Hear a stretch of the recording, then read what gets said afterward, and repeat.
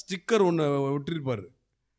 ஆண்டவராகிய இயேசு கிறிஸ்துவின் வருகையில் இந்த வாகனம் உரிமையாளர் இல்லாமல் அனாதையாக நிற்கும். உங்களால் சொல்ல முடியுமா? உங்க சொந்த வீட்டில் நீங்க ஸ்டிக்கர் ஒட்ட முடியுமா? உங்களுக்கு கர்த்தர் கொடுத்துருக்கிற வாகனத்தில் அப்படி நீங்க ஒட்ட முடியுமா? கர்த்தர் உங்களுக்கு கொடுத்துருக்கிற அந்த டாக்குமெண்ட்ல பேனாவில் எழுதக்கூடாது. வீட்டு பத்திரமோ நிலத்து பத்திரமோ அதில் எதுவும் எழுதக்கூடாது. பென்சிலை எடுத்து எழுதுங்க பார்க்கலாம். இந்த பத்திரம் எனக்கு சொந்தமான, இந்த நிலப்பத்திரம், இந்த வீட்டு பத்திரம், இந்த காருடைய, இந்த டூ வீலருடைய, இந்த புத்தகம், இந்த வாகனம், இந்த சொத்து, இந்த வீடு உரிமையாளராகிய நான் இல்லாமல் அனாதையாக நிற்கும். எழுத முடியுமா? என் பேர்ல வேணும், என் பேர்ல வேணும், என் பேர்ல வேணும், என் பொண்ணு பேர்ல வேணும், என் பையன் பேர்ல வேணும், என் மருமவ பேர்ல வேணும், என் மருமவன் பேர்ல வேணும். அடிச்சுக்கிறீங்களே. அனாதையே அட்ரஸ் இல்லாம நிக்க போறதுக்கு போய் இங்கேயே இருக்க விரும்புறவங்க தான் அதெல்லாம் தேடிக்கிட்டு நிக்கணும். என்ன பாஸ்டர் எப்படி சொல்லிட்டீங்க?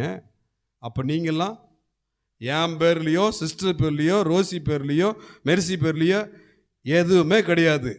2 வண்டி இருக்குது.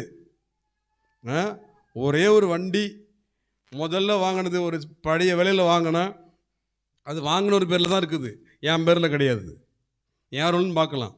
அடுத்து ஒரு வாகனம் ரோசிக்காக வேலைக்கு போகிறதுக்காக அந்த வாகனத்தை, அந்த வாகனத்துடைய ஓனர் ஒரு பெண் பிள்ளை. அந்த பெண்ணுடைய அப்பா ஆர்டிஓ. அவர் ப்ரொசீஜர் எதாக இருந்தாலும் பார்க்குறவர். ஃபோன் பண்ணி இன்னும் ஏன் நேம் ட்ரான்ஸ்ஃபர் மாற்றலை, நேம் ட்ரான்ஸ்ஃபர் பண்ணாமல் இருக்காங்கன்னா வண்டியை திருப்பி வாங்குங்க, அவங்க குடும்பத்தில் ஏதோ டார்ச்சர் பண்ணிட்டாரு, அதனால் போய் பேர் மாற்றினது, அவ்வளோதான். மற்றபடி என் பேரில், சிஸ்டர் பேரில், ரோசி பேரில், மெர்சி பேரில் எந்த சொத்துக்களும், அசையின் சொத்து, அசையா சொத்து, நடக்கிற சொத்து, நடக்காத சொத்து, உட்கார்ற சொத்து, தூங்குற சொத்து, நிற்கிற சொத்து, ரவுண்ட் அடிக்கிற சொத்துலாம் எதுவுமே கிடையாது. ஏன் அதை ஏன் அனாதையாக விட்டுக்கிட்டு? அல்லேலூயா. ஐயோ இது சொந்த, ஏன் என்ன ஓனர் இல்லையே, நான் என்ன ஓனர் இல்லைன்னு அதை ஏன் அனாதையாக நின்றுக்கிட்டு?